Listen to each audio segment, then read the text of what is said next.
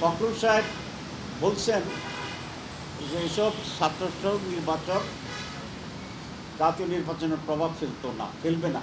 যদি এই সবগুলোতে ছাত্রদল জিতত তাহলে উনি কিন্তু বলতেন এই 5টি জায়গাতে এটা প্রমাণ হয়েছে জাতি জামাত ইসলামীকে চায় না।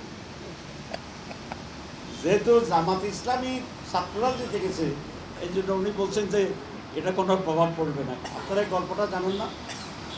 এক কৃষক গরিবের ছেলে কলেজে ভর্তি হয়েছে ইউনিভার্সিটিতে, তো জমিদার বলে তোমার ছেলে কেন ভর্তি করছে, সে তো পাশ করতে পারবে না।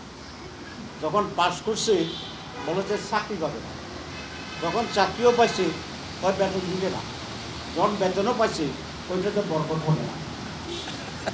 এটা জানেন না? জানেন না। এখন ডাকসুতে জিতলে বলছে যে চিটাক ইউনিভার্সিটি, যখন জকসুতে জিতে গেছে তাদের নেতা আসার পরেও তখন বলে আচ্ছা না এরা ভুল করে ফেলছে, এখন শাহজালালের সে অবস্থা। ইনশাআল্লাহ আপনারা সহ এই দেশের মানুষ সচেতন,